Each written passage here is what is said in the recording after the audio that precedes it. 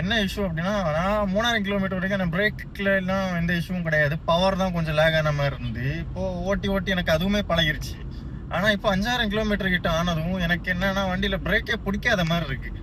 அப்படியே அழுத்தி சவுட்ட வேண்டியதா இருக்கு. ஒரு 4000 கிலோமீட்டர்லாம் ஆகும்போது அந்த பிரச்சனை இருந்து, நான் அப்போ சரி வண்டி சர்வீஸ் விடும்போது கிளியர் பண்ணலாம்னு நினைச்சேன். அதுக்கப்புறம் தானாவே ரொம்ப ஷார்ப் ஆயிருச்சு. இன்னைக்கு வண்டி எடுத்து ஓட்டிட்டு இருக்கேன். வண்டி அப்படியே பிரேக் அழுத்தி மிதிச்சு வண்டி நிறுத்துற மாதிரி இருக்கு. ரொம்ப டிஸ்டன்ஸ் எடுக்குது பிரேக்கிங். வண்டியை ஸ்டாப் பண்றதுக்கு டிஸ்டன்ஸ் அதிகமா இருக்குது. முன்னாடி டிராஃபிக்ல நான் போயிட்டு இருக்கேன் அப்படின்னா, முன்னாடி போற வண்டி நிறுத்துறோம் அப்படின்னா நான் கெஸ் பண்ணி ரொம்ப முன்னாடியே வண்டியை பிரேக் பண்ண வேண்டியதா இருக்கு. அது ஒரு கொஞ்ச நாள் முன்னாடி எல்லாம் பக்கத்துல போய் பிரேக் பண்ணாலே வண்டி நின்றுன்னு ஒரு கான்ஃபிடென்ட் இருந்து, ஆனா இப்போ அந்த கான்ஃபிடென்ட் எனக்கு இல்லை. வண்டியில பிரேக் வந்து ரொம்ப லேகா இருக்கு. அந்த ஷார்ப்பா பிடிக்கிறதே கிடையாது. ஆக்சிலரேட்டர் மட்டும்தான் லேக் இருக்குன்னு நினைச்சேன். ஆக்சிலரேஷன் லேக் இருக்குன்னா இப்போ பிரேக்கும் லேக்கிங்கா இருக்கு.